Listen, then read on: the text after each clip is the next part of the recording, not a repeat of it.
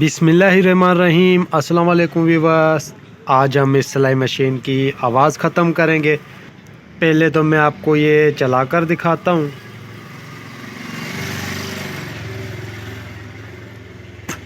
تو آپ اس کی آواز چیک کریں دوستو۔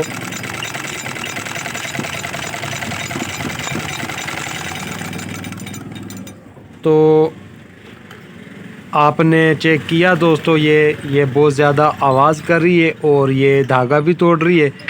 تو اگر سلائی مشین اتنا زیادہ شور کرنے لگ جاتی ہے دوستو، تو اس سے ہماری سلائی مشین دھاگا توڑنے لگ جاتی ہے اور سوئی بھی توڑنے لگ جاتی ہے۔ تو آپ نے چیک کر لینا ہے۔ اب میں آپ کو چیک کرواتا ہوں یہ اتنا زیادہ جو شور کر رہی ہے، اس کی کیا وجہ ہے۔ تو یہ چیک کریں دوستو، آپ نے اپنی سلائی مشین کو اس طریقے سے لٹا کر چیک کر لینا ہے۔ یہ چیک کریں دوستو، یہ نمدہ ہے، تو اس کے نمدے میں بہت زیادہ چال ہے، تو اس کی وجہ سے یہ دھاگا بھی توڑ رہی ہے اور بہت زیادہ شور بھی کر رہی ہے۔ یہ چیک کریں۔ تو دھاگا کیوں توڑ رہی ہے دوستو یہ، کیونکہ اس کا یہ نمدہ بالکل ہی لوز ہو چکا ہے۔ تو اس سے کیا ہوتا ہے، اس سے کیریئر راڈ کے اور شٹل میں فرق ہو جاتا ہے۔ میں آپ کو یہ چیک کرواتا ہوں۔ تو میں بوبن کیس بھی یہ نکال لیتا ہوں۔ تو اب میں سلائی مشین کو چلا رہا ہوں، یہ چیک کریں۔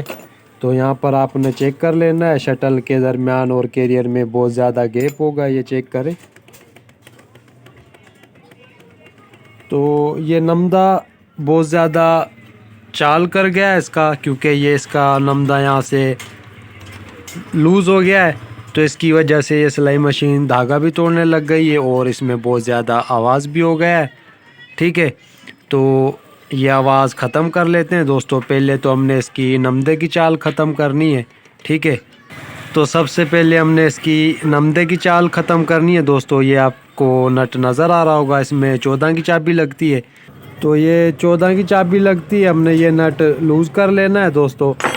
ٹھیک ہے، اور پیچکش کی مدد سے ہم نے اس کو ٹائٹ کر لینا ہے، نٹ کو اس طریقے سے تھوڑا ٹائٹ کر لینا ہے، اور اس نمدے میں اس طریقے سے چیک کر لینا ہے۔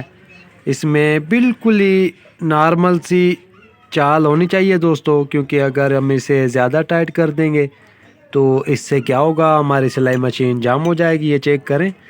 تو مشین کو آپ نے اس طریقے سے گھما لینا ہے اور چیک کر لینا ہے۔ تو یہ فری ہے، تو ابھی بھی اس میں یہ چال ہے، یہ چیک کریں۔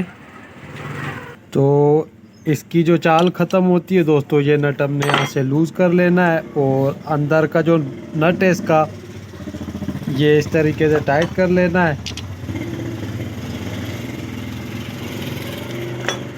اور یہ دوبارہ ٹائٹ کر لینا ہے۔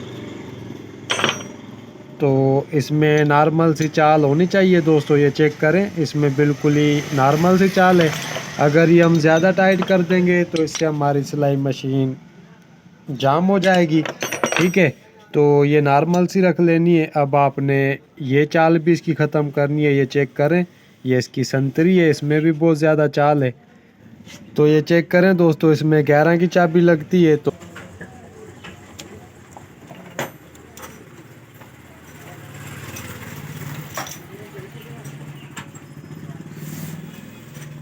تو اس میں بھی بس نارمل سی چال کر لینی ہے، یہ چیک کریں۔ تو نمدے میں بھی اتنی چال ہونی چاہیے۔ ٹھیک ہے، تو اب میں آپ کو چیک کرواتا ہوں۔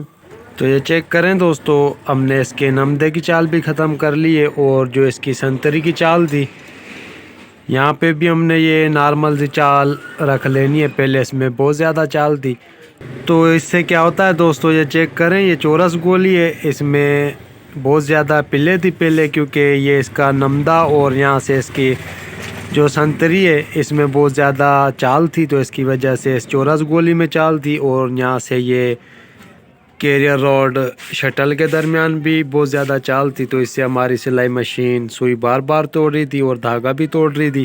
ٹھیک ہے، اور آواز بھی بہت زیادہ کر رہی تھی۔ تو ہم نے یہ اس کی سیٹنگ کر لی ہے نمدے کی۔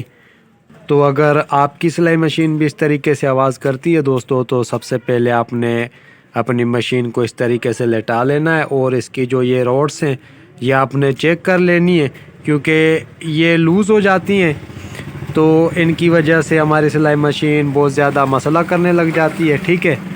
تو اب اس میں آئلنگ کر لینی ہے اچھے طریقے سے۔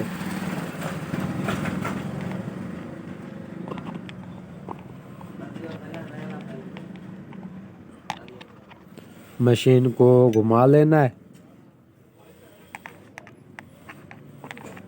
تو اب میں آپ کو یہ چلا کر دکھاتا ہوں دوستو۔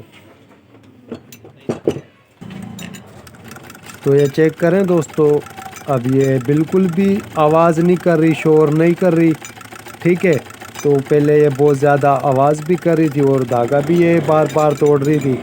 تو یہی اس کا طریقہ ہے، ٹھیک ہے دوستو۔